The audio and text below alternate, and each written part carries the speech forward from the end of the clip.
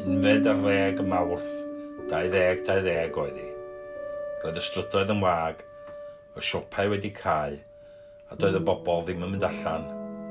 Ond doedd y Gwanwyn ddim yn gwybod hynny, ac mi barhaodd y blodau i floduo, ac mi ddisgliriodd yr haul a daeth y gwenoliad yn ei holau.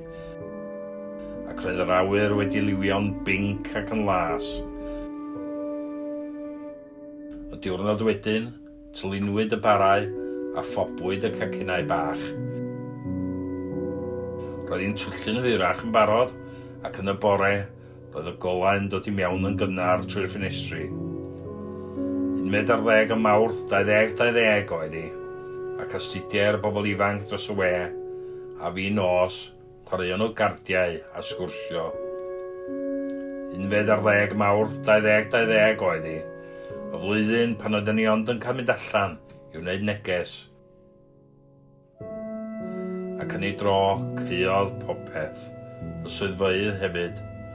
Dechreuon nhw ar ei chwilio'r drofeydd a'r ffiniau, oherwydd doedd eisoes ddim digon o wlaen yr ysbytai, ac aeth y bobl yn sâl. Ond doedd y Gwanwyn ddim yn gwybod hynny, a daeth yr egin blanhigion allan.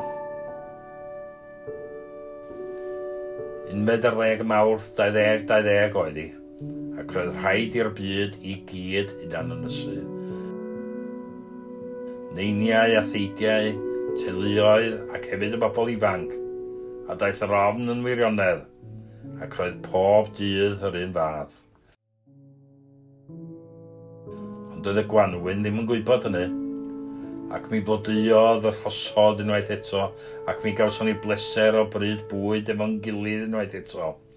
O sgwennu gan ryddhau'r dychymyg, o ddarllen a hedfan i fyd ffantasi, a dysgodd rhai iaith newydd, a dechrau astudio a gael gychwyn astudio, a deallodd rhai ei bod yn caru ei bod ar wahân i bywyd, a stopiodd rhai ei ffolineb anwybodus, ac agorodd hwnnw a guodd ei swyddfa, dafarn a chiwyth o bobl, ac adawodd honno ei phartner a datgan ei chariad at ei ffrind gorau. A daeth y llall yn ddoctor mwyn helpu pwy bynnag fyddai mewn angen yfory. Y flwyddyn pan ddysgwyd pwysigrwydd iechyd a chariad oedd hi. Y flwyddyn pan ymddangosodd y byd fel petai wedi dod i stop a phan blymiodd yr economi. Ond doedd y Gwanwyn ddim yn gwybod a daeth y blodau allan yn ei ffrwythau. Ac wele, daeth hi'n ddydd yr hyddid.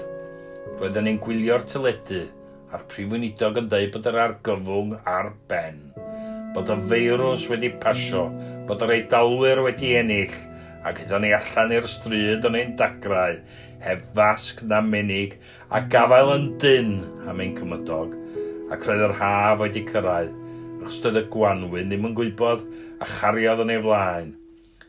Gweitha popeth, gweitha'r feirws, gweitha'r ofn, gweitha'r marwolaethau, doedd y Gwanwyn ddim yn gwybod a dysgodd i bawb beth ydy grym bywyd.